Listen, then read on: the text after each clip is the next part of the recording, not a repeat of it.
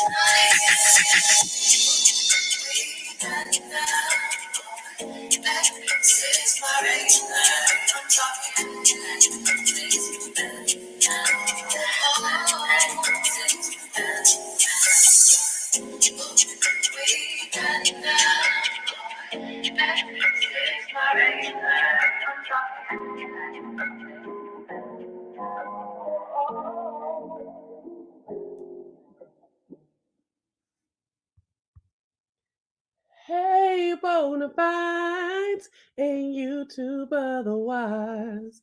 It's me, Seaman Ted, and I'm back.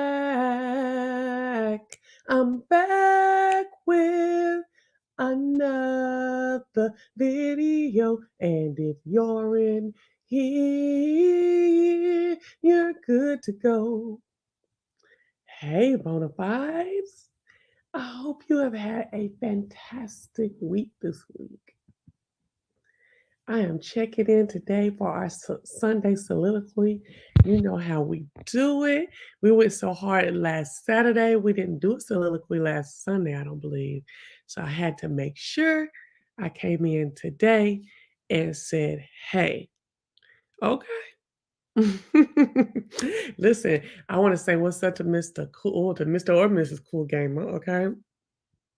India E, Ashley Ross, and my girl, always Mimi. Listen, let me tell y'all something.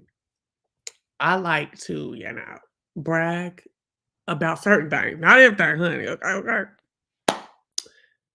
But I have some of the coolest moderators, chill and loyal moderators that you've ever seen on most of YouTube. And why I say that is because what you watch, what our demographic over here watches, what I see that y'all be watching and stuff like that, when I do my analytics, you ain't seen no cold-blooded moderators like what I have. And I just wanted to give a big shout out to my girls. Okay. Y'all ain't seen y'all ain't seen it. You know what I'm saying? We just a little area on YouTube, but y'all ain't seen it. Y'all ain't seen it. Child. So anyway, let me tell you something. Yesterday, okay, I had a fantastic day. I actually went to Augusta along the Savannah River, Augusta, Georgia, in case you didn't know. And I met one of my moderators for the first time. What's so crazy is me and her have been cool for years.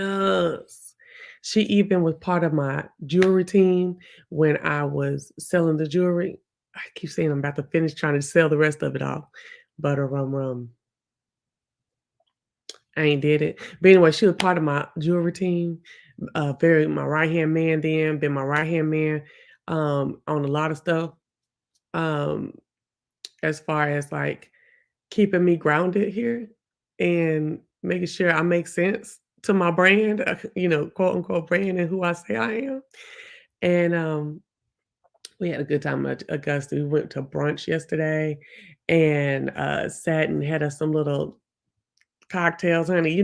I'm a tequila girl. I am a margarita, a hard pour, heavy pour margarita girl. All right.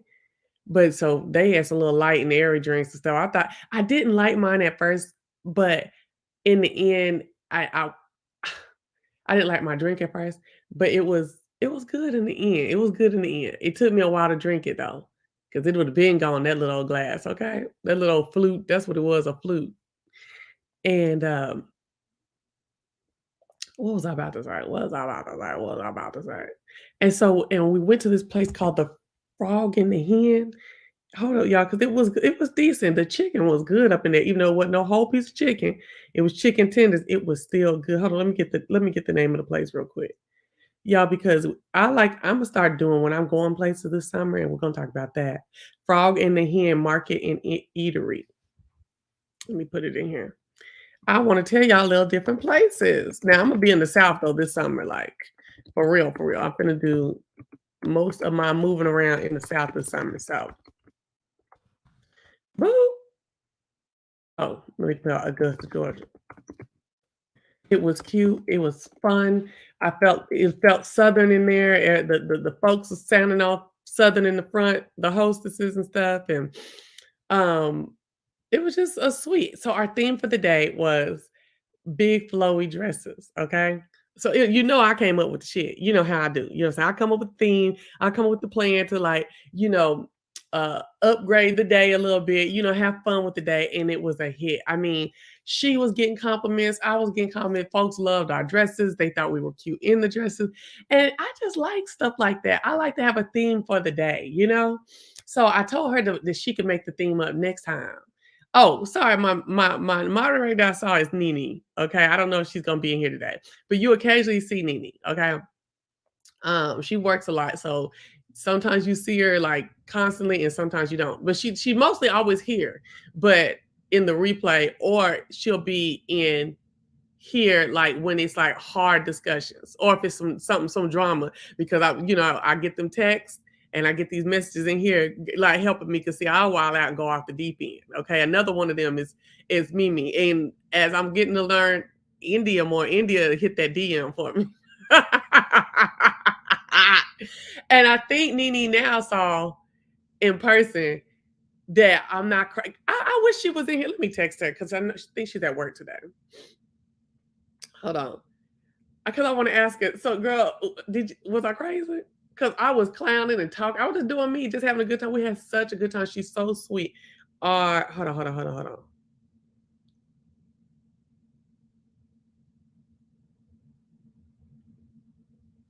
All right. So anyway, so this was me by the Savannah River. Oh, so the place was good. The food was good. Okay, don't mess with okay, girl. Let me first of all, they had some egg rolls, right? And I love that Southern egg roll with Southern delicacies in the egg roll. But girl, when I tasted black eyed peas, I guess I didn't read black eyed peas, but I sure enough tasted black eyed peas. So um, it had chicken, some rice, greens, and black eyed peas. It was a different taste. I'm not gonna say it was nasty, and it was crispy on the outside. I'm not gonna say it was nasty, but it was quite different, girl.